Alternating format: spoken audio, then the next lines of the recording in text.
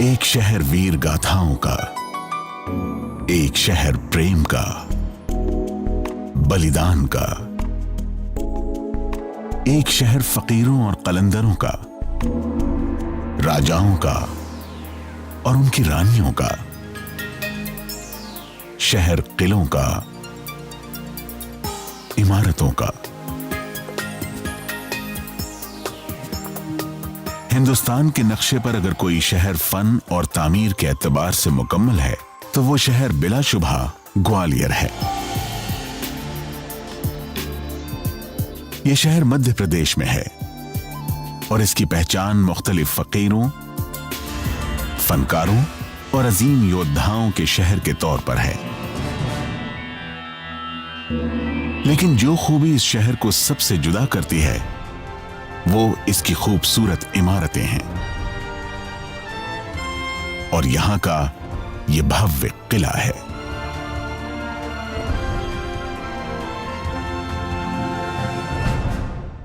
Many airlines operate their flights from Gwalior to major cities of India. Delhi International Airport, which is nearly 321 kilometers from Gwalior, is the main connecting airport for international travelers. Gwalior railway station is a major rail junction on Delhi-Chennai and Delhi-Mumbai route. It is connected to almost all cities in India by rail. Railway station is located at the heart of the city. Gwalior is connected by state-owned buses and private deluxe buses from in and around all major cities. Overnight AC tourist buses are available from Delhi, Indore, Agra and Jaipur. Best time to visit Gwalior, October to March.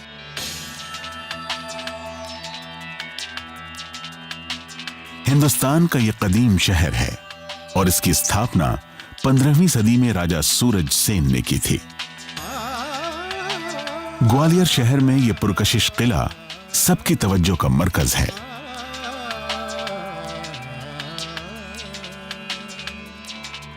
ऐसा माना जाता है कि राजा सूरज सेन ने एक फकीर को सम्मान देने के लिए ग्वालियर शहर को बसाया था और उनके कहने पर ही यह तारीखी किला भी बनवाया। ग्वालियर का किला के कुछ खास बातें ये है कि एक तो मेवाड़ को छोड़ के इतनी ऊंचाई पे इतना बड़ा किला कहीं भी नहीं है। एक सिरे से दूसरे सिरे तक 4 किलोमीटर की लगभग लंबाई है इसकी और बहुत ऊंचा है। दूसरा, इस किले को एक आदमी ने नहीं बनाया। इसमें 2nd सेंचुरी के अवशेष भी मिलते हैं और 15वीं शताब्दी तक राजा मान सिंह ने इसको बनाते रहा। बीच बीच में कोई ना कोई मुग़ल बादशाह भी आए और 15वीं सेंचुरी में इसका स्वर्णिम काल था ग्वालियर किले का। जहाँ तक मैंने जानकारी ली है, ये ऊंचाई पे किला कैसे बना, इसकी नींव कैसे रखी गई। एक साधु महाराज थे, अक्सर आपने देखा हो हिंदू साधु जो हैं पहाड़ों पे ही पूजा करते थे। तो पहाड़ों पे पूजा कर रहे थे, यहाँ पे एक छोटा सा तालाब था जिसमें पानी भरा हुआ था। तो एक राजा निकले, जब घूमते हुए किले पर आए तो उनको कोढ़ था। तो उसने बाबा ने कहा, राजा अगर तुम इस पानी में नहाओगे तो तुम्हारा कोढ़ खत्म हो जाएगा। तो राजा ने नहाया तो वो पानी से उसका कोढ़ खत्म हो गया। तो राजा का कहीं ना कहीं गोपाचल नाम से विख्यात थे कुछ। तो उन्होंने कहा कि ठीक है, एक छोटा सा यहाँ पे किला बना दिया जाए। तब किले की नींव तब वहाँ से पड़ी हुई है और इस किले को ऊपर बना दिया गया। इसका नाम गोपाचल पर्वत था कालांतर में, जो आज ग्वालियर फोर्ट कहलाता है।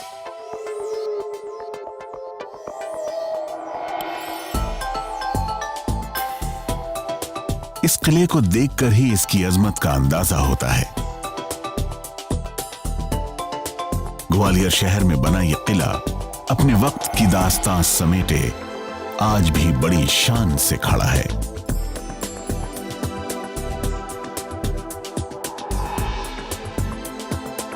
हर दौर में इस किले को इसके चाहने वाले और परस्तार मिलते रहे,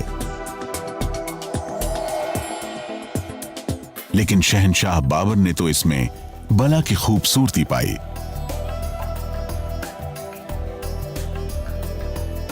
और यहां तक कह दिया कि अगर हिंदुस्तान के तमाम किलों को देखा जाए तो ग्वालियर का यह किला यकीनन सभी किलों में एक बेशकीमती नगीने की तरह है।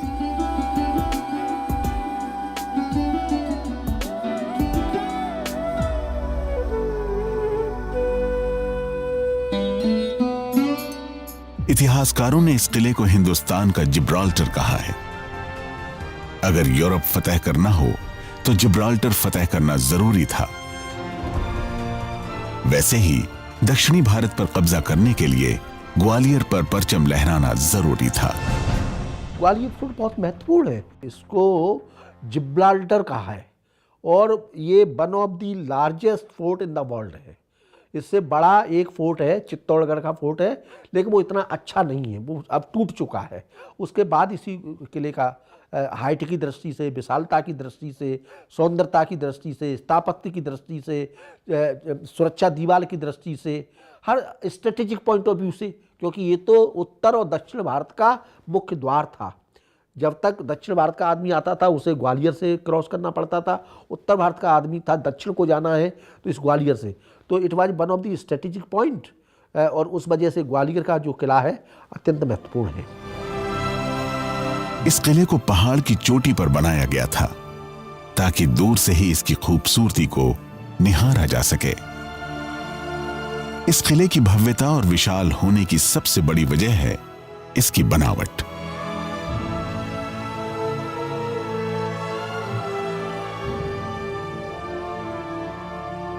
इसकी लंबाई 3 किलोमीटर जबकि चौड़ाई 1 किलोमीटर है।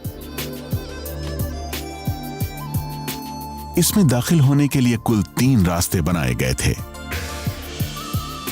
लेकिन अब 2 ही रास्तों का इस्तेमाल होता है। जैसा कि हर इमारत के साथ होता है कि अलग अलग दौर के शासकों ने किलों और महलों में तामीर का काम करवाया, उसी तरह ग्वालियर के किले में भी कई राजाओं ने तामीर कराई। लेकिन सबसे अहम तामीर तोमर शासनकाल में हुई। इसी दौर में मानसिंह पैलेस और गुजरी महल का निर्माण हुआ, जो अपनी खूबसूरती के लिए मशहूर हैं। ग्वालियर फोर्ट की यदि बात करेंगे तो ग्वालियर फोर्ट यहाँ पर 14-15 सेंचुरी एडी का है। एक्चुअली जो ग्वालियर फोर्ट जहाँ पर बना हुआ है ये कभी एक बहुत बड़ी टीला हुआ करता था, मीन्स पहाड़ी हुआ करती थी, और इस पहाड़ी पर सबसे पहले जो कब्जा किया वो मेहरकुल शासक जो तोड़मान डायनेस्टी के थे और जो हूण शासक थे, जिन्होंने मंदसौर को छोड़ करके और यहाँ आकर के अपना आधिपत्य रखा। और इसका पता वहाँ पर प्राप्त जो प्रयाग जो ग्वालियर प्रशस्ति है जो आज गुजरी महल में रखा हुआ है, उससे उस इतिहास का पता लगता है कि यहाँ पर first phase of 7th century this hill was occupied by Mehrakul of Tomar dynasty. ये यहाँ का इतिहास वहाँ से प्रारंभ होता है। और उसके बाद यहाँ गुर्जर प्रत्यार आ गए, तो गुर्जर प्रत्यारों में नागभट्ट प्रथम, उसके बाद नागभट्ट द्वितीय, फिर मेहर भोज जिसने तेली के मंदिर का निर्माण किया। उसके बाद ये पतन की तरफ आ गए और यहाँ पर कच्छप घात शासकों का शासन स्थापित हो गया। कच्छप घातों के बाद फिर पुनः जिन्हें हम लेटर गुर्जर प्रत्यार बोलते हैं वो यहाँ पर इनका शासन हुआ। उसके बाद यहाँ तोमर जो वंश था उनका हुआ, और जिसमें बहुत ही प्रमुख प्रतापी शासक वो हुए महाराजा मानसिंह तोमर।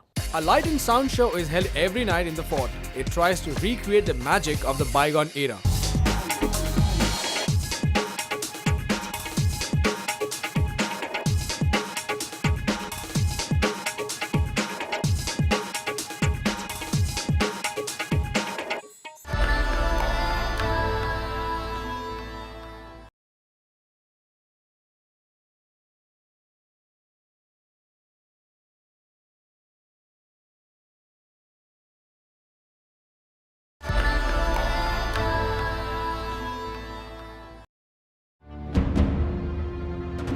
पंद्रहवीं सदी में बना ये बादलगढ़ दरवाजा किले में दाखिल होने का मुख्य दरवाजा है। इसे खास राजपुताना शैली से तोमर शासक ने बनवाया था। इस दरवाजे की ऊंचाई 20 फीट है और हाथी पर बैठकर इस दरवाजे में आसानी से दाखिल हुआ जा सकता है।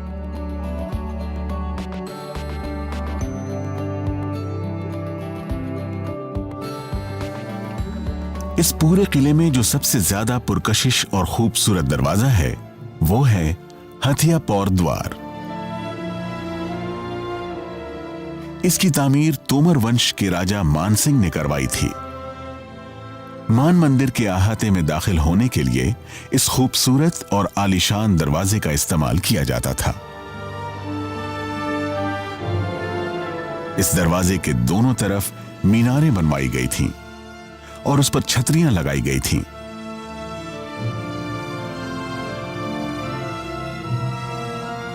इस जगह का इस्तेमाल नौबत खाने के तौर पर किया जाता था, यानी जब रियाया को जगाया जाता था तो इस जगह का इस्तेमाल नौबत बजाने के लिए किया जाता था।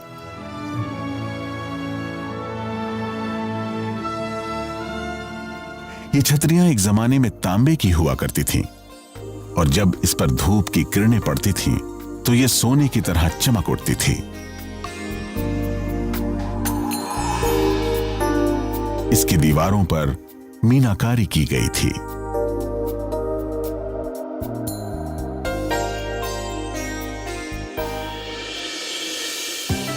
जब आप हथिया पौर दरवाजे से दाखिल होंगे तो किले के सबसे आकर्षक महल मान मंदिर के अहाते में दाखिल होते हैं।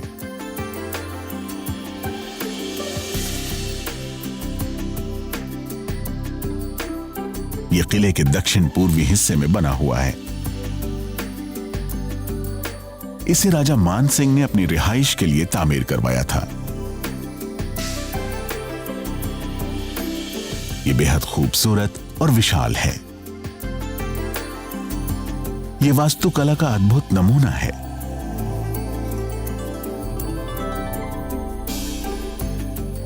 इस महल का पश्चिमी हिस्सा 1857 की पहली जंग आजादी के दौरान अंग्रेजों के हमले से टूट गया था।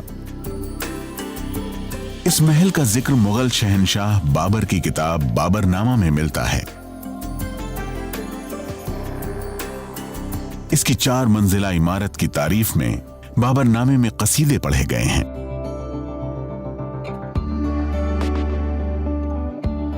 इस महल की 2 मंजिल जमीन के नीचे बनाई गई थी और 2 जमीन के ऊपर। यह उस दौर की सबसे अद्भुत इमारतों में से एक है। इस आयताकार महल की लंबाई 300 फीट और चौड़ाई 160 फीट है। इसकी दीवारों को अर्धगोलाकार मीनारों, छतरियों, जालियों और झिलमिल से सजाया गया है।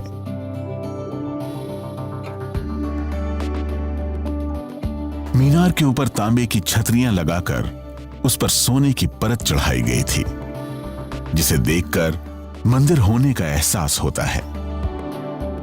शायद इसीलिए मान सिंह महल को मान मंदिर के नाम से भी जाना जाता है।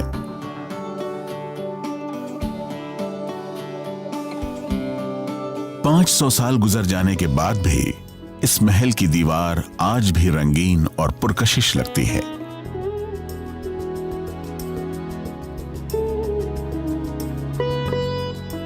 इसकी दीवार पर पत्थरों से खुदाई करके मूर्तियां बनाई गई और नक्काशी की गई।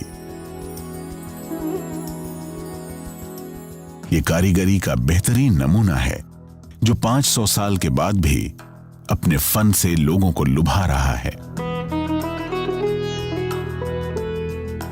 इस मानसिंह महल की स्थापना 1486 में हुई और बनकर के ये मानसिंह पैलेस 1516 में पूरा हो गया था और ये मानसिंह तोमर के द्वारा ही निर्मित कराया गया। और एक विशेष मैं बात बताना चाहता हूँ, भारतवर्ष में और खासकर उत्तर भारत में मानसिंह पैलेस हिंदू स्थापत्य का एक अद्भुत नमूना है और ये प्योर हिंदू आर्किटेक्चर है। बाकी के जो उसके बाद मिलते हैं, जैसे हम राजस्थान की बात करें, जयपुर की बात करें या जोधपुर उदयपुर की बात करें, तो वो हिंदू मुस्लिम आर्किटेक्चर है, कंबाइंड है। लेकिन ग्वालियर का मानसिंह पैलेस एक ऐसा पैलेस है जो प्योर हिंदू आर्किटेक्चर से बना हुआ है। और आपको ताज्जुब होगा कि बाबर ने जब इसको विजिट किया है तो बाबर ने उसको लिखा है कि इट्स ज्वेल्स ऑफ फोर्ट, और उसने उसकी पच्चीकारी, उसके जो बनाना ट्रीज हैं, उसमें जो बतख के वो बने हुए हैं, दूसरी जो डिजाइन्स हैं, उनकी सबकी अद्भुत प्रशंसा की है उसने।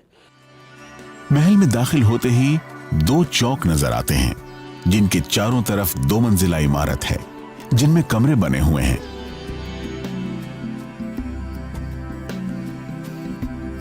माना जाता है कि ये रानियों की रिहाइशगाह हुआ करती थी।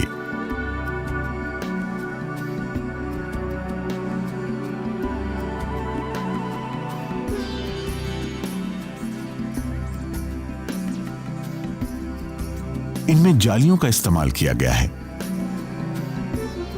हर कमरे को इस तरह डिजाइन किया गया है कि वो हवादार रहे। जिस समय मानसिंह पैलेस बना, ठीक उसी समय इस पूरे को चार दीवारी, ये जो चार दीवारी आज दिखाई देती है ना, ये तोमर काल में ही निर्मित हुई है। तो ये एक ऐसा फोर्ट है जो residential come security point of view से है। तो ये एक ऐसा फोर्ट है जहाँ पर राजा स्वयं निवास करते थे, उनकी महारानियाँ निवास करती थीं, और सुरक्षा के उनके जो प्रबंध थे वो भी वहीं से होते थे। क्योंकि पर्दा प्रथा थी हिंदुओं में पर्दा प्रथा होने की वजह से सब रानियाँ, आपने वहाँ झरोके भी देखे होंगे जहाँ डांस और वो सब होता है, लेकिन रानियाँ झरोकों से नृत्य देखा करती थीं। बाकी के मंत्री और सभासद और राजा स्वयं बैठ करके वहाँ पर ऊपर जो किंग सीट बनी हुई है वहाँ से देखते थे। लेकिन रानियों के लिए झरोके बने हुए हैं जालीदार, उन जालीदार झरोकों के अंदर बैठ करके ही नृत्य देखा करती थी। After Sher Shah Suri's death in 1545, his son Islam Shah shifted his capital from Delhi to Gwalior.